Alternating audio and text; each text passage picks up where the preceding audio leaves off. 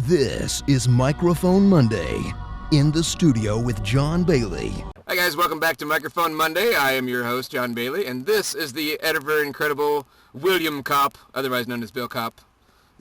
Hello, everybody. Hello, folks. The good cop, not the bad cop. Place is crawling with cops. So Bill has been responsible for creating and voicing some of my favorite characters back in the 90s and ever since. He's worked on a lot of major cartoons. He's created them, written for them. You might have even storyboarded for some too, correct? You've done some of the sketch stuff? Well, the storyboarding, I started as an animator and then when I went to Disney features, then that's where the storyboarding started to happen. Nice. And then that kind of led to the writing. And pretty much now, it's like I'll do like the designs at the beginning. I don't storyboard anymore. I'm actually a really kind of a bad storyboard art. You can't be worse than the guys who did the original Evil Dead. He literally wrote stick figures. Well, you can be rudimentary in like if you're doing live action or something like that. But when with television animation, you do have to be pretty accurate because that's sort of the replacement for doing character layout, and so the boards have to be pretty tight. And you can't write and direct and act in those things and storyboard them at the same time. Besides, there's so many guys that can draw way better than me. Cleaner, so my cleaning guy Jose, he does a great job. Chuck Jones told me because I had a conversation with him years ago. I was just like, wow, I just wish I could do all this. And he's like, you know what? Just handle the story and hire people that draw better than you. So one of the reasons I wanted to interview you in particular, not only are you just like one of my heroes and inspirations back from, 10, 20 years ago and ongoing, but you've worked in a lot of facets of the business. You've worked as the director, you've helped cast you've actually voiced the character, so you're a voice actor as well as the creator and writer, and most of the humor from the shows you've worked on, they come directly from you. And I mean, we're talking shows, for you guys who don't know, we're talking shows like Eat the Cat, we're talking shows like Shnookums and Meat, correct? And Mr. Whiskers, and on I could go. Yeah, a lot of it had to do with the guys that were around me too, because it's kind of like being in a band, But a cool band, not a boys band that does the... yeah, definitely not a boys band. A drum band, I think, sometimes. But no, it's like, seriously, it's like the people you surround yourself with, that you rip off, really do have a lot to do with the final product, starting out with Savage, and doing the Better Off Dead and One Crazy Summer, and then Eek the Cat, or the Whammy too was in there. We were friends from school. I wasn't even an animator then. Savage was the one that convinced me to change my major into animation. I was a painter. I was in the fine arts. I was going to say, my dad was a painter. Maybe I should get him into animation. Yeah, so a lot of it does have to do with the people that you riff off. After a while, when you start writing and conceiving shows, then there's a lot of solo time where you're laying the conceptual groundwork for a show. But after that, you really do need the rest of the band, Right, yeah, totally agree. So how did you go into this particular, how did it get from just being a regular kid and decided I'm going to just make cartoons one day? Well, I didn't think about making cartoons one day. I really, I was interested more in stop motion as a kid. My dad gave me a camera when my grandfather gave me a camera when I was about 9 years old. And I started playing around, but it was one of these wind-up things. Oh, boy. It was like it was a Kodak Brownie, and it looked like a lunchbox. It was square, it was like made in like 52, and you had to wind it up, and it didn't even have through the lens viewing. You had to like flip this thing up and like hope for the best. And then as I started to look at like Ray Harryhausen and some of the monster movies, then I needed a camera that could shoot. I wanted a camera that could shoot single frame, but on my 10th birthday, my dad gave me a camera. It didn't shoot single frame, so when I do a little claymation setup, you didn't know when you would shoot to move, whether you were shooting 8 frames or 3, maybe. So the animation looked horrible. But so that was my my first exposure to filmmaking. But I was really, really into drawing.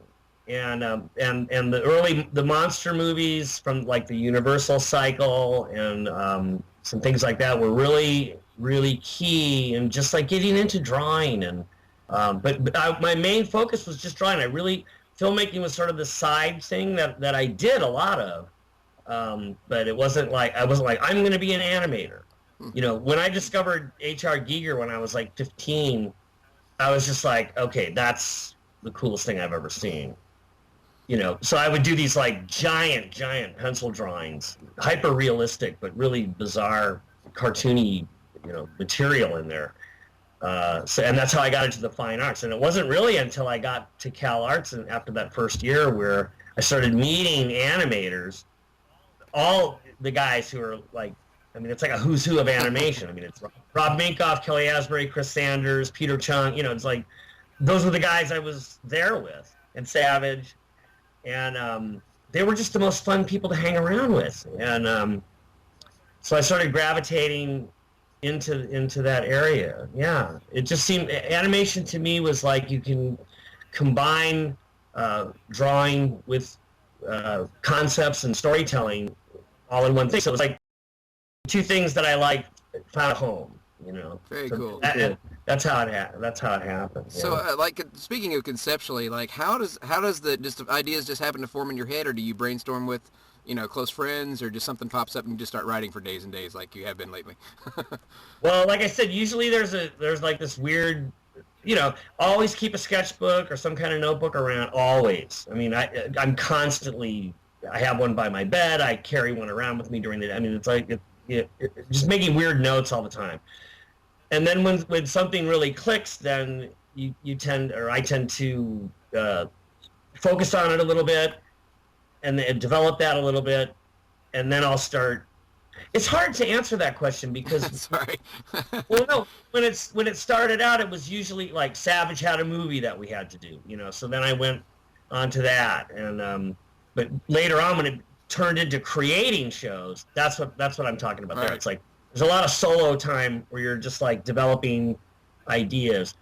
You know, really, it's just like I always just go back to the things that I liked when I was a kid, you know, like, and I always go back to the monster movies and the weird fantasy movies and the weird animation, and then just riff on that. Very cool. And bring that out. Well, most of the people that follow my stuff are big into voice actors and voice acting. So I have to ask, how did it come about where you're voicing the characters within your own show? Did you write specifically for yourself, or did it just happen by accident, or? It was a total accident. Growing up, we had a lot of animals in our house, and my family is pretty weird. They're very funny people, and they're not professional performers, but they're performers. Like, I know exactly what you mean. So we would assign voices to all the pets that we had in the house, and we had this one gray cat who had a real funny. He was just a funny personality, and he had this voice that went like this, and his name was Chauncey. And so when we started developing Eek the cat in the meetings and stuff, when we were pitching stories, I would just sort of say, well, yeah, and then he's like that, you know. But Savage and I worked for months and months trying to. People wouldn't even come to the auditions because nobody knew who we were. You know, we tried to get Gene Wilder, we tried to get John Lovitz, we tried to get all kinds of, you know, people with names to come in and do this voice. And it got to the point. This is after we sold the show. It got to the point where like, hey, we're recording like next week, and Savage, that voice just caught on. And he goes, "You're doing it." And I'm like, I've never done that before, you know. But you know what, being an animator is part being an actor anyway. So I was just like, okay, because we never thought it was gonna last, you know. We really didn't. So it was just like, okay, you know, I think we went out for dinner on a Friday, and we were just so frustrated because no one was taking us seriously, and we couldn't get any of the real actors we wanted. And he just said, "You're doing it," you know. So then it just became that, you know, and that's how it started. And that carried on into Mad Jack and Mr. Mute. I mean, exactly. You know, I probably should have like focused on it more, but I'll tell you something. Over the years, like, you know, writing for a show and acting in it and directing it is really hard. I imagine so. And do you ever yell at yourself when you do a bad take? Or? Oh my God. Seriously, we did a show in Eek where I cannot sing. And Tim Curry, I think it was a Christmas special. We had Tim Curry in there and all these people that could really perform and sing. And I couldn't do it. I finally did it, but I was so mad at myself. And yeah, I'm hard on myself. I should take it easy on you. You shouldn't be. You should give yourself a hug. You deserve it. So I'm curious because a lot of your characters have very iconic catchphrases for the era that they were out. Were those all improv, or did you actually write these out and they just kind of caught on? Well, they were improv. I mean, it wasn't a conscious decision ever. Nothing I've done has ever, I don't think, even really been conscious. Like Kumbaya and that just would come from riffing. I mean, there is really nothing like being in the recording booth, and especially with the guys that I had back in the day. I mean, Jess Arnell, Jeff Bennett, Tom Kenny, Brad Garrett. Oh God, the list goes on. And so stuff. What we would always do, and I think this is important. I think maybe up and coming voice directors or show creators should listen. Always did a run through. Where everybody would and we always had everybody in the room. Nowadays, it's hard to get everybody together because they're so famous and busy. But, back in those days, it was like everybody was together. So it was like a live radio show. But we would always record those run-throughs. And I have kept all that stuff from Shnookums and me, a lot of the Eek stuff, all the Mad Jack stuff. So much. And those rough sessions where that was the opportunity where the actors could play around and try goofy it's fine. stuff. I mean, and then we'd listen back. We go, oh no, that was good. I was never a guy to, no, those are the word shapes I wrote, and you must make them that. It was, it was really just like being in a room with a bunch of friends. And those recording sessions, I think my second favorite part of animation is the recording session. The first favorite. Yeah, I can imagine. So, it seems to me that's a recurring theme. Like with some of the truly great cartoons, that's what they did. They did these reads, then they just screwed around, and that most of that ends up in the show. So I love that much. You get that kind of a bunch together, creative, funny people who are friends too. Right. So everybody's really comfortable. Right.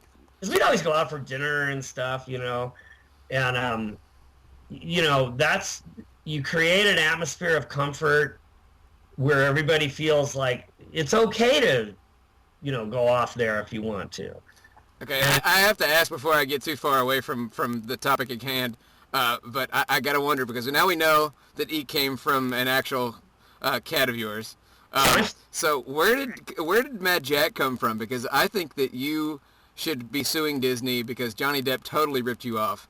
Oh my God, I have another really good friend of mine who absolutely thinks that too. I'm not necessarily sure about that, but you might be right. All you have to do is change the name to Pirates of the Caribbean, the animated series. Nobody would know the difference.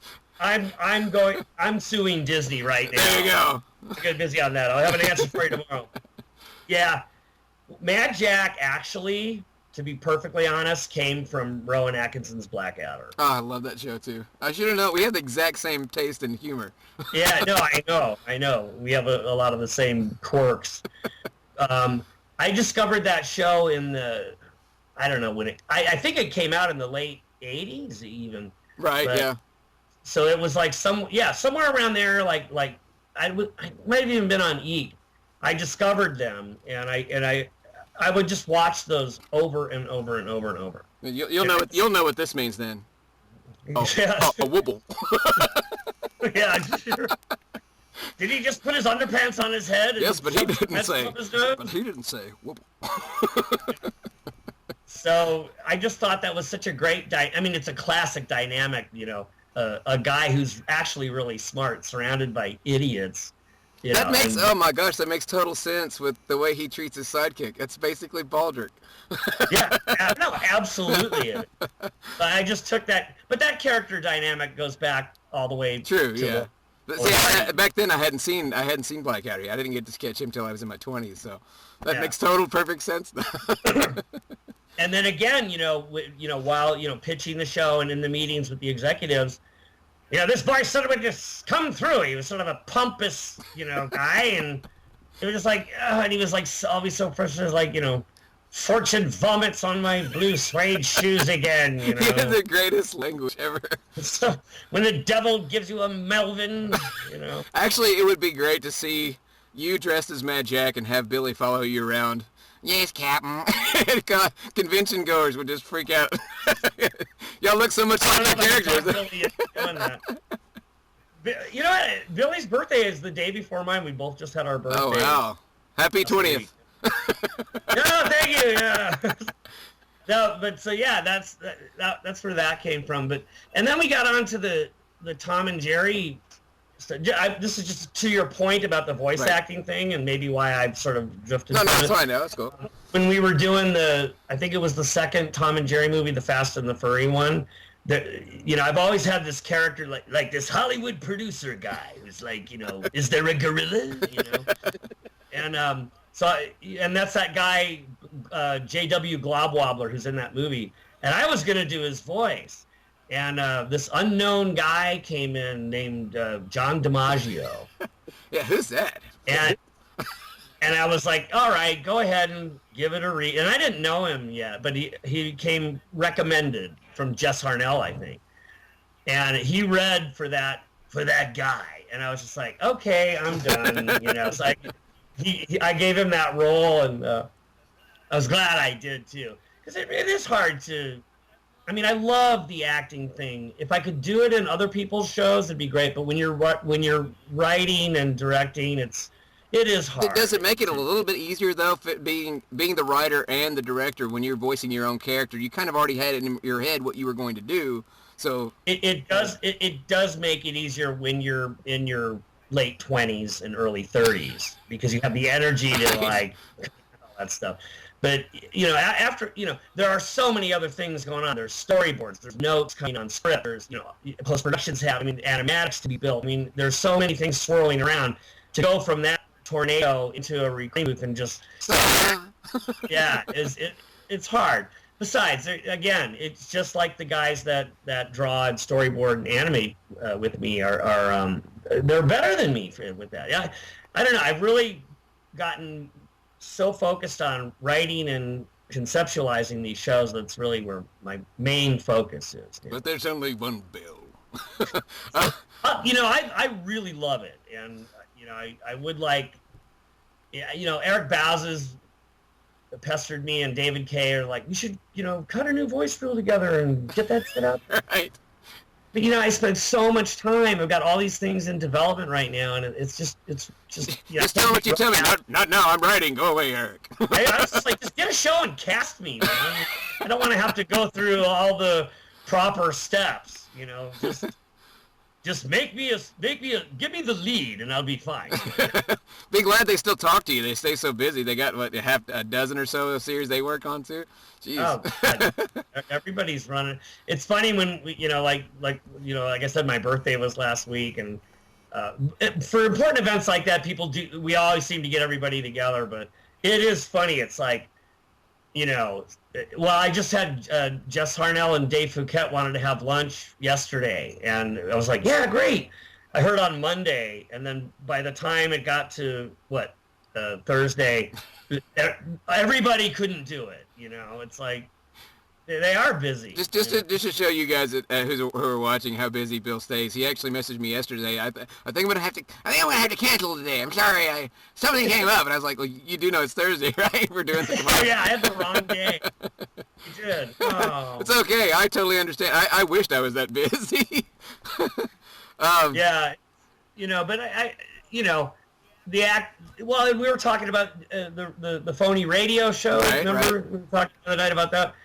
I really do want to do that, and actually, I'm thinking about starting. I want to take this thought came yesterday.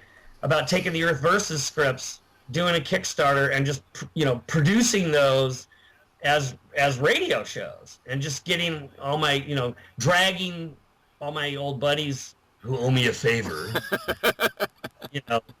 into that world and doing those. Just for before people start commenting, no, we're not all millionaires, and we do have to use Kickstarter. So shut up. And that's what I was thinking about doing. That sounds cool. I'd totally be on board for something like that. I know this is a limited time for show because audience for YouTube have such busy lives that they don't have time for long videos. But you've got to have some cream of the crop, awesome stories. I mean, you worked with William Shatner. I mean, come on, there's got to be. Yeah. Oh, I do. I have a great Shatner story, and this was we cast. I think it was the second season of Eek, and we got a Christmas special, and Eek was a pretty big hit for Fox. So we were able. What we did was we would cast people that we wanted to meet. So we were like, we got to get Shatner in here, And Savage and I were so green, and it got to that day where. William Shatner's coming in like any minute, and so in pulls this white Mercedes into the slot. This was at that little, oh my gosh, I forget the name of it. It's right on Tujunga and Ventura, the old recording outpost we used to have. And I was like, well, Savage, get out there and meet him, You go first, dude. You go first. Yeah. So I'm like, all right, I'll go meet him. I'm not afraid of Kirk. And so I walk out there, and the door of this Mercedes opens, and I'm sort of standing like at the rear of the car, and out comes this foot with it's in a cast. Oh, no. He had broken his ankle. He fell off one of his horses. Oh, I thought he was going to say fighting one of those lizard guys, but okay. Oh. Yeah, he fell off a horse, and then these crutches came out, and he was sort of struggling to get out of the car. So I kind of went over there and extended my hands, and this just came out of my mouth. I said, "Are you going to be okay, or should I call Dr. McCoy?" Oh no! and he turned like this. He went like this, and was like, he just gave me the stink eye. Oh, the total! I mean, it went right through my heart and out back. I was just like devastated. He just turned me to mist, And then I had to go act with this guy for 5 hours. I try to always keep my mouth shut when I meet somebody that's a hero of mine, just so I have time to think about what I'm going to say, so I don't do something stupid. It just blurted out. At least you didn't say, "Are you okay? Do I need to call Dr. McCoy?" So we totally got off on the wrong foot, and then we were in a recording booth for like 3 or 4 hours. When he got out of the car, did the music start playing? No, it was more of the it was more of that. It was like impending doom. So then I'm standing next to him, sounding like an kumbaya. And every time I look over, it's like all I can think of is like I'm standing half away from James T. Kirk, It was a disaster. We felt so bad about it. Oh, and then the other thing is, when we cast him, we wanted him to do Santa Claus like this, and this is before he started making fun of himself. Right. Remember when he was? I remember. Yeah. And then he made the flip, and now he's got this huge, awesome personality. So he said, I've got an idea. I've been studying this character. And he did this wimpy voice that was nothing like what we wanted. So we felt so bad about it. And we were too scared to direct him. We couldn't say like, no, Bill, that's wrong. We want you. I mean, we were just so scared. So we just let it go. And that's what happened. And you can hear it on that first Christmas special. But we did get him back again, and we had more fun, and that was... the next episode we brought him in for, we also wanted to meet the Barbie twins. So we brought them in, and Shatner. So I had the Barbie twins. You remember the Barbie twins? They're like, but they're... Yeah, I remember that part. they're I remember cartoons. those parts. Yeah, those parts. Well, that's all there was, I think. And then he really, then he liked us. Well, see, that's all you got to do. You just got to have boobs. And there you go. It was like, thank you for bringing in the twins. Whatever. Anyway, My leg's feeling much better now. Yeah, there's a. I'm trying to. There's a zillion stories. I'm just trying to think. Well, I mean, if anything, could you describe like a typical recording session? Because I know may have been at times hard to get any work done because of the guys that you worked with are all really great at improv. Are there actual stand-up comedians like Brad and Tom are? Sure. Yeah, we had Bobcat in there a bunch, and Phil Hartman, and everybody came through there. Brad Garrett had gotten a series before Raymond, and he that was the first sign of people getting busy where we all couldn't be together. And Brad is, he's just such just naturally just like a suit. Every time you're with him, it's like being with Don Rickles. It's like everything is funny. And but because he was so busy on that series, I had to record him alone. And this recording exists somewhere too. But he was so, like, it was just like I got him one of those things where everything he said was, even if it wasn't funny, was funny. And I was ruining the session because I could not stop laughing. I mean, you get into these jags, like if somebody screws up, and sometimes it's really hard to overcome because if you can't even look at that person. If you look at it, all they have to do is just make eye contact, and it's all but over. You know when that's happening that you've got the right energy and the right people, and those are the moments I do enjoy. And one of these days maybe we should go through those old. There's hours and hours of it, but are you kidding me? They need to make a Blu-ray set for all your animated series and just put all that extra content, because that's the fans of that show. I mean, because they're not on where my kids can't watch Eek because it's not on the air anymore. So I mean, fans of that show would just love the bonus footage by itself. I was working with the editor when we were doing the Dan Versus show. My editor showed up one day with a bootleg of like a lot of Eek stuff. Oh yeah, my brother, Craig, Craig, he posts a lot. He had a stack of VHS tapes about 3 feet tall that all said Eekstravaganza.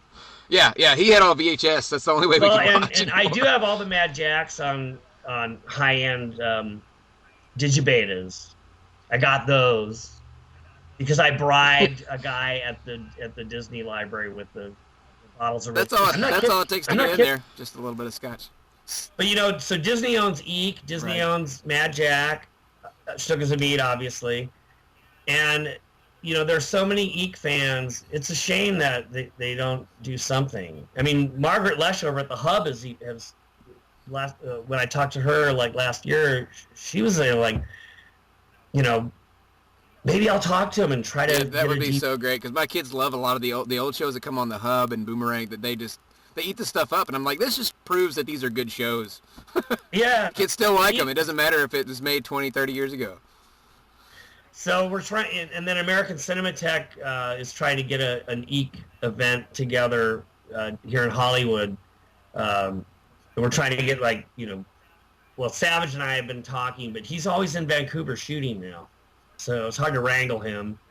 But American Cinematheque is like, look, we want to do this Eek Fest. It's like an Eekstravaganza or something. Hey, I like the country too. That's kind of a So, but before I run out of time, because unfortunately I'm busy today. Somebody's interviewing me after this. I wanted to ask about anything currently that you're working on that you're allowed to talk about that we should keep an eye out for. Yeah. Well, in fact, yesterday, I've been working with Universal to bring back Woody Woodpecker. Oh, great. This Woodpecker feature. It's like 3 20-minute stories plus like a 6-minute short at the front. And we started in November. I've already, I did a couple of drafts of the outline. That was all approved. And yesterday I got the green light to go to screenplay. That's awesome. So now the screenplay is going to start for that, and I love it. And they're letting me use the insane Woody from the 90s went off. No. We're going back to where he's all warped. And then the other really cool thing is I'm working with Summertime Entertainment. Actually, their Legends of Oz, their movie comes out on May 9th. But they hired me to develop a series with them. I just which is I just totally booked different. on that movie, by the way. I booked the ADR for Martin Short for the trailers, so that's pretty cool. Oh, Yeah, awesome! Well, cool. congratulations, yeah. So, but the series is going to be drawn, Right. and Which I prefer. I think all of us prefer. I really want to work with my buddy Glenn Barr a lot. I mean, you can look him up. He's like amazing, and we've been trying to work together for ages. And but that is a really, and the series is like one big giant story. Cool. It's like a cliffhanger. And that's the way I pitched it. They asked me what I would do, and I said, here's what I think we should. And they totally signed up on it. So I just finished the pilot script for that, and I'm probably going to get notes next week, and then we'll start doing art and design. But that series could be awesome. Plus, I have a really cool Well, if new you need niche anybody I to do invented Flying for Monkey number 3, I'm totally open. You know what? There are so many characters in the show. I think everybody I know. So, last thing I want to ask, because I know there are a group of fans that are huge into going to conventions and stuff. Do you have any idea of upcoming convention appearances that they may be able to catch you at this year or next year? You know, I'm not a big convention guy. I mean, I think we did it. I think we did one back with Eek, but I don't know. I'm weird that way.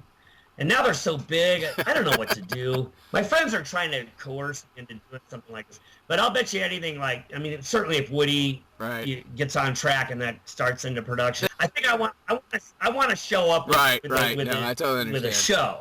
Yeah, I've got people around me now that are kind of pushing me in that direction. I think they're right. You know, I'm just bad at keeping track at what I've done. And I've been updating a profile because somebody got me on a new site that they're promoting, and they want to give me a free year subscription to it. And I was updating demos and stuff and going through my resume, and I'm like, holy crap! I don't remember doing any of this.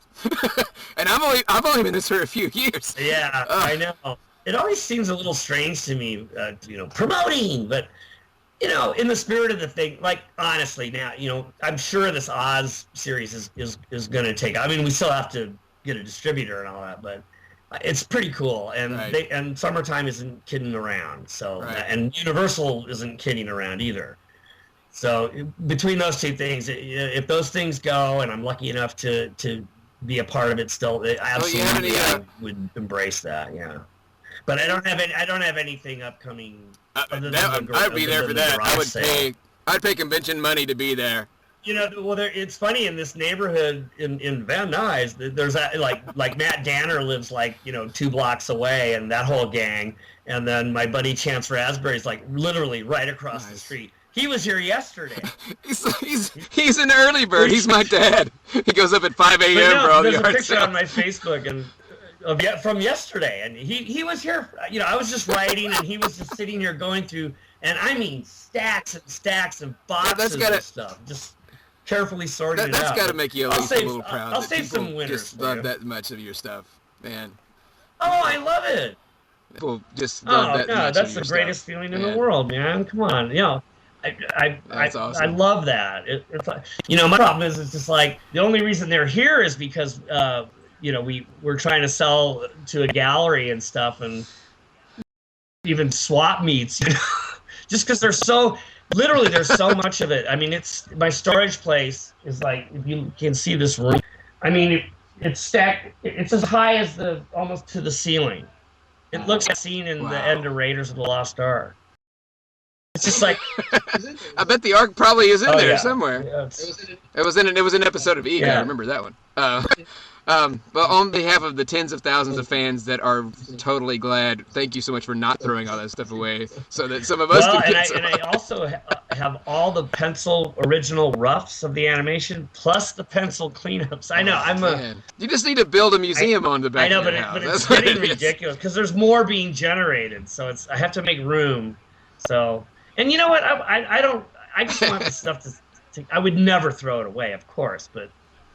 I would rather sell it to a guy, at $10 a sell, just to keep it up, because literally there is a ton of it. You're making me salivate. Like I said, I'll pull some specials out for you because I appreciate the interview. Thanks so much. Too. Yeah, no, thank you. I'm totally honored, and I'm completely fanboying. Before we go, though, do any of the voices in your head wish to give us some sound words of advice? Well, I would just say that, John, I think you should open a bottle of rum. And I think Eek would say, You're really not fat. Really? Thank you so much, Bill. Thank you guys for watching. Make sure to check out rippedapparel.com for all these awesome shirts.